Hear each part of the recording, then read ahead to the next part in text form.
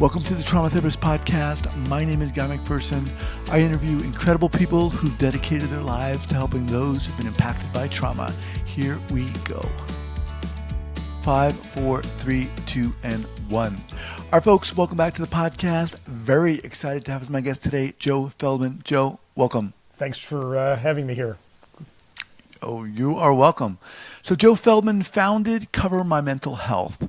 He began advocating for access to mental health care after overcoming denials for a family member's care, including with a successful federal lawsuit.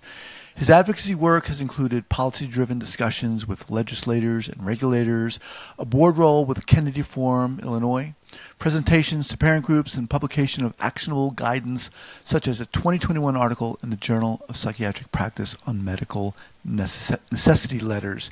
Joe, welcome. Excited to get into this. Before we do anything, share with our listeners where you're from originally and where you are currently. Sure. So I was born and raised in Cincinnati, Ohio, and went to college in Philadelphia and then moved to Chicago and have been here pretty much ever since then. College in Philly. I spent some time in Philly, and I hear a little bit of the accent. Where in Philly? I was at the University of Pennsylvania. Oh, nice. Awesome. All right. How did this start for you? How did all of this start for you? So this started when our daughter needed residential care back in her early high school days. We were just not succeeding with breaking through with some challenges that she had. And my wife and I, on the advice of her psychiatrist, got her that care.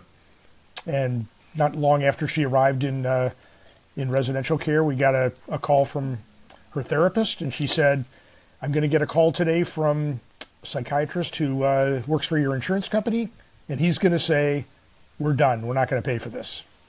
And I was confused, to say the least, that she knew this was coming, and she called me back an hour or so later and said, "Yep."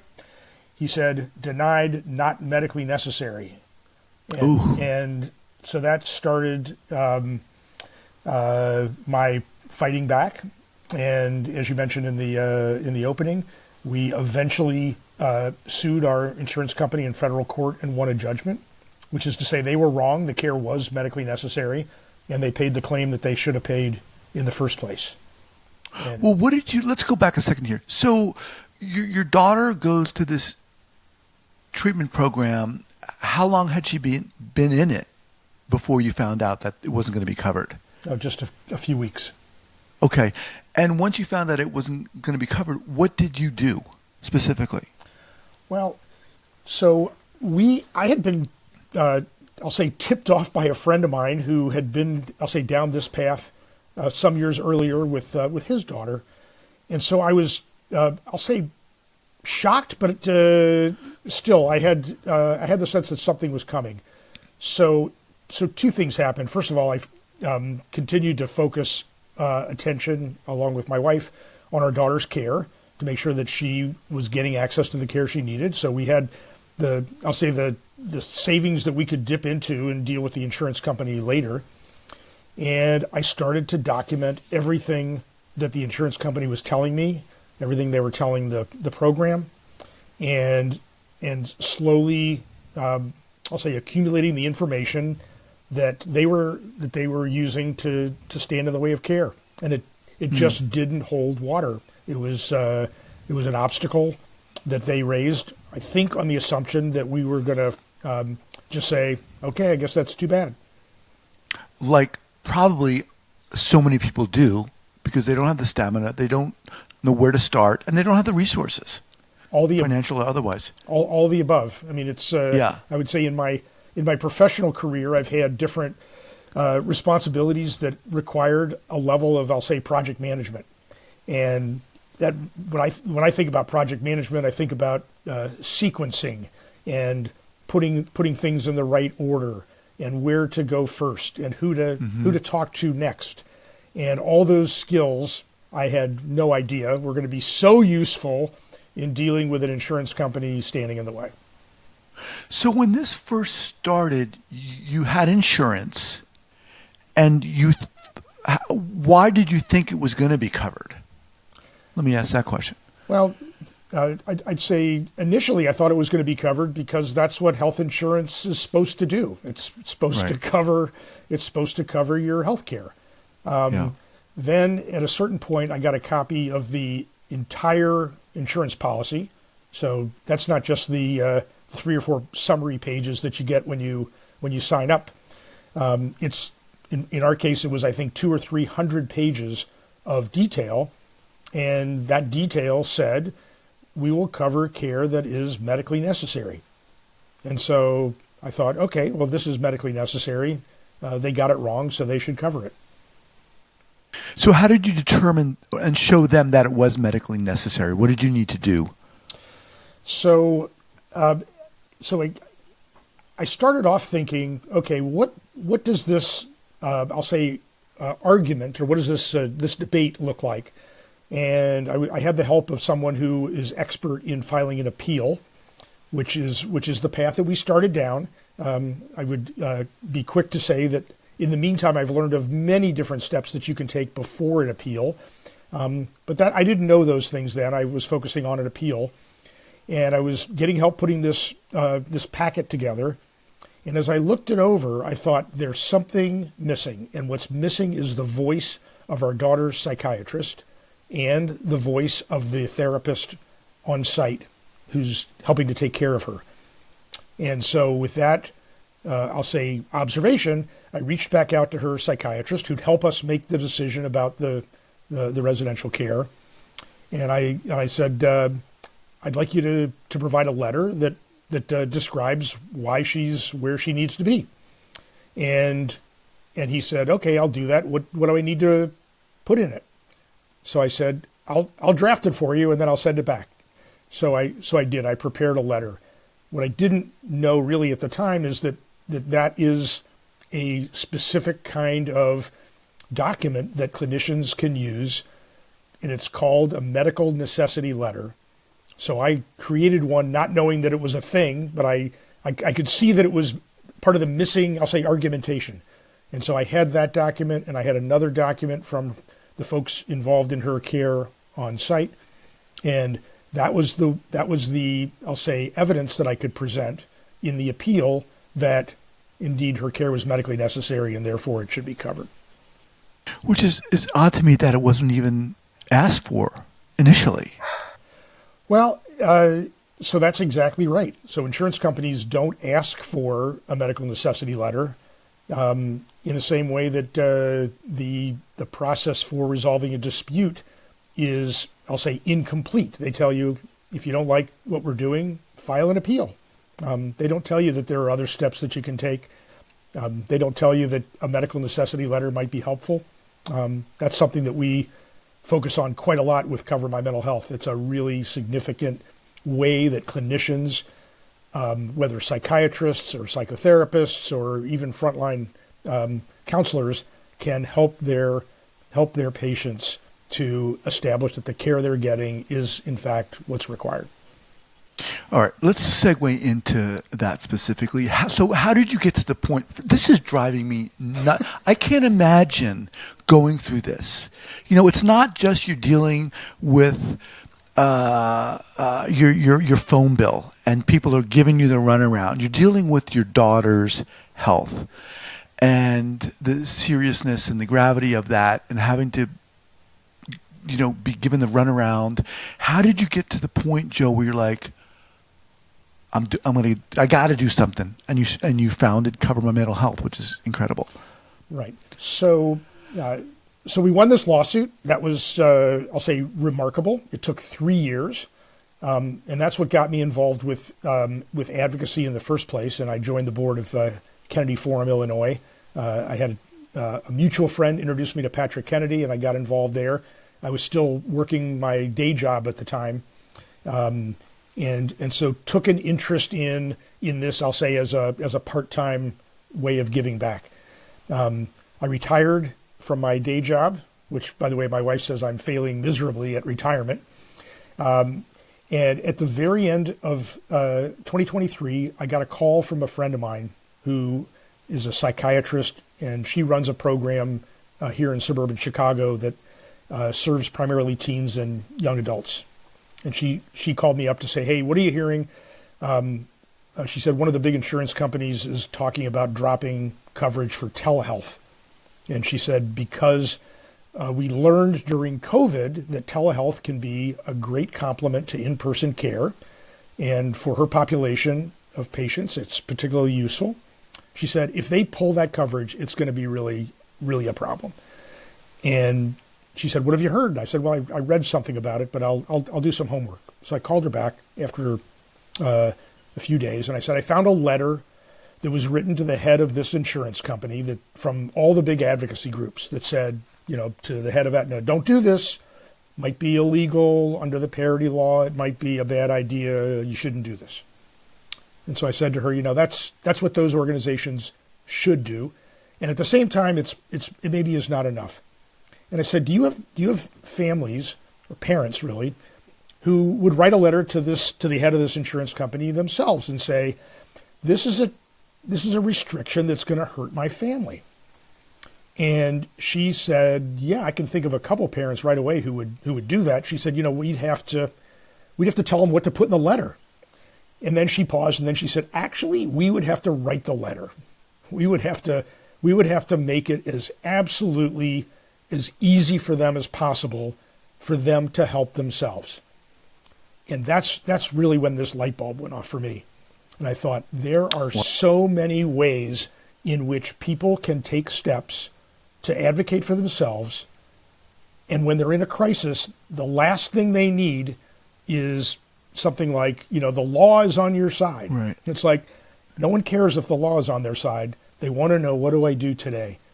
And so that's when I had this thought, if we could develop a resource that had downloadable template letters and scripts of what to say to an insurance company rep and steps that you can take to deal with a dispute that are beyond what you can find in an insurance policy, that could be really valuable to people who, as you said, have got way more on their plate than to take on an insurance company. And that's was the origin of Cover My Mental Health. Okay. So looked at another way, Cover My Mental Health is for people who what? Obviously aren't getting covered, can't get covered for what? So our focus is on people who have private insurance and are facing an obstacle to that care. So it could be they can't find a provider in their network. It could be that they've been denied for not medically necessary, or that telehealth, sort of the origin nudge, that they're being told, no, you can't use telehealth. It's not available. And we also, by the way, in addition to providing resources to help patients and their families, we also have resources that are specifically directed at clinicians that help them in their interactions with insurance companies. Wow. Okay. Let's talk more about that. Give us some specifics about that. Sure. So as I talked about, this idea of a medical necessity letter is really it's a big idea. And so a clinician who is taking care of a patient, and maybe it's, I'll say office visit only, or maybe it's intensive outpatient or a higher level of care, maybe it's inpatient or residential, knows that an insurance company is, I'll say, going to call or has called to say, why is this care necessary? Can't we do this on some other basis? By the way, the other basis is always a lower level of care. Why do you have to use this medication? Why do you? A psychiatrist was telling me a story just this week. She said her patient was a teenager with bipolar disease, and she said very clearly a long-acting injectable was the way to go, and the insurance company just dragged their feet. Right? So a medical necessity letter is a spectacular resource to be able to document the training, the practice, and the professional judgment of the clinician. And we offer a template that can be downloaded from our website. That template was developed with input from litigators and appeals experts, clinicians, Ultimately, Cover My Mental Health is responsible for it, but it's a downloadable template that has, I'll say, the right prompts and instructions to make it as absolutely easy as possible for a clinician to make it their standard of care when you've got an insurance company denial sort of in the waiting room. Provide this letter to your patient so they can have it to interact with their insurance company. This is so interesting to me. First of all, I just want to applaud you on what you've done. It's so friggin' inspiring to meet someone like you who's like going through this hell involving their daughter and like turning it around and doing something. I think so many clinicians and therapists need to know about this and have this at their disposal. And I'm wondering if you're aware of if is this I went through graduate school. I don't remember learning about what to do in this type of situation. Right. So last summer I was having dinner with a psychiatrist who runs I'll say a prominent psychiatric facility in the Northeast. And what he said to me was so interesting. He said, when we go to medical school or we get our clinical training, we're taught do no harm. We all know that, the Hippocratic Oath, and use safe and effective treatment and apply generally accepted standards. Those all are familiar to us. He said, nobody teaches us about medical necessity. He said, it's a legal term.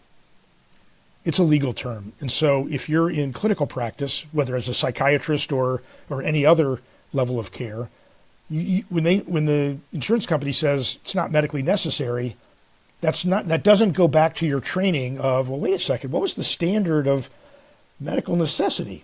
And so that's one of the big, I think, opportunities is with these medical necessity letters to essentially close any gap that there might be between an insurance company saying, well, maybe that's not medically necessary, and the clinical training as applied, and to say those two need to be the same. So that's really the key. How are you? Like podcasts like this is an answer, but how are you getting this out there? How are people learning about this? Sure. So we have, I'll say, three main ways that we're trying to reach folks, and certainly podcasts and other press and media are important. Another is reaching clinicians either directly or through their associations. So just this year, I've had the opportunity to present the resources of Cover My Mental Health at a practice here in suburban Chicago that has 20 therapists, and I could talk to them. I presented in Cincinnati at the Lindner Center of Hope, which is a higher level of care. Actually, they have a full continuum of care, including inpatient. And I'll be in Houston next month to present in February at the Menninger Clinic, and another presentation at UT Health. So that's one way of getting the word out. And also specialty publications are another opportunity to reach folks. And I would encourage your listeners who are on listservs to share. That's another one. When does this become necessary for clinicians? Because I'm just wondering, for me, having worked in clinics and been involved with insurance and understanding that, well, this isn't going to work or this isn't going to fly. They're not going to do this. This is not going to prove. I'm just thinking, ideally, you'd want therapists and clinicians to have this at their disposal from the get-go, right? You don't want it to be at the 11th hour when they're scrambling for care, in a sense. What thoughts on that? Right. So I think our resources are especially relevant for higher levels of care, either when a patient is already in a higher level of care, or when it's I'll say, outpatient therapist or counselor, or maybe even a psychiatrist who's having an outpatient relationship says, you know what, we need a higher level of care here. That's an opportunity to say, to the, I'll say, receiving clinician, here's the patient, here's their file, happy to be available to discuss it so that you get the full background and you can get a prior authorization if necessary. And by the way, here's a medical necessity letter that makes the sort of clinical handoff around the insurance coverage and removes any doubt about the referring clinician's professional assessment. And what are the odds that that's going to work? Do you know? Well, so to be fair, there's no guarantee that that these tools are going to cause an insurance company to say, "Oh, I'm sorry, we got this totally wrong." What I think we can say is that we are focused on evening the playing field, and I think in I'll say in my experience and in talking to clinicians, when there's a level of I'll say encouragement on the part of the clinician, and there's information that is specific to the question, which the one we've been talking about mostly has been medical necessity, the chances are just vastly improved compared to, for example, advice I've heard of, you just have to be more aggressive with the insurance company. And I've always thought, okay, so I don't know how to teach be more aggressive with an insurance company.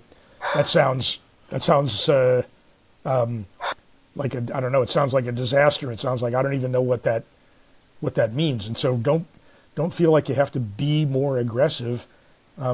Just be specific and do what you do, which is make clinical assessments based on your training and your application of standards, and then write it down on a piece of paper.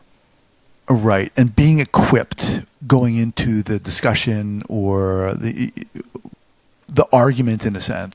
Right. Yeah. So when there's a medical necessity letter on file, and I know this not just from our daughter's care, but later our son had some challenges, and inevitably we ended up with a denial. By the way, even after a prior authorization, we had a certain number of days approved for an intensive program that he went to. And then the explanation of benefits came back and said, "Nah, just kidding. We're not going to approve those days. After all, we'll approve 7 of the 21 that we previously said were approved." So it's a little bit crazy. But having that letter makes a difference, and it's been my experience that insurance companies that say it's not medically necessary now need to say, compared to what? So here's the documentation of the clinician who's actually dealing with the patient, and so you tell me what did they get wrong? That's a totally different argument. Right. I love this. I just want to remind our listeners, I'm speaking with Joe Feldman of Cover My Mental Health. I love the name. It's like so clear of what it is. Thanks. So in addition to we've been talking about the necessity letter, what else do you offer? What other kind of templates, information do you offer on your site? Sure. So challenge finding a therapist who's in network and available to you is another really significant barrier. And this one's, I'd say, can be even more challenging because so many therapists and psychiatrists and psychotherapists don't take insurance because reimbursement rates are not as good as they should be, and oversight is a mess. And so folks say, you know what, if I can take care of people and have a perfectly good practice without insurance, maybe that's just the way to go. But insurance companies don't say, gee, we just can't find anyone. They have their directories.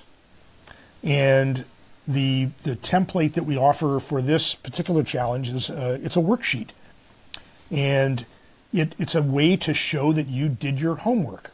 So if you can imagine the conversation, you call up an insurance company and say, hey, I can't get an appointment. I'm trying to get in to see someone because I've got really severe anxiety. And the insurance company says, well, we've got a directory, go figure it out. Right. So that's not hard to imagine, right? Right. So So the idea, and at some level, I don't think this is terribly surprising or profound. It's just common sense, right? So here's a worksheet where you can write down the let's say it's 5 to a page. So fill out a page, maybe if you have 2, that says I called Guy McPherson, and he didn't answer the phone. And then I called Joe Feldman, and he said, you know what, I'm not taking new patients. Or I never was in network. I don't know why they've got me in their directory. Or I'll give you an appointment. How's November of 2026? Right? Or, actually they're not where they said the directory is. It turns out they're an hour away. Right? So the idea of the worksheet is to be able to show your homework. Right?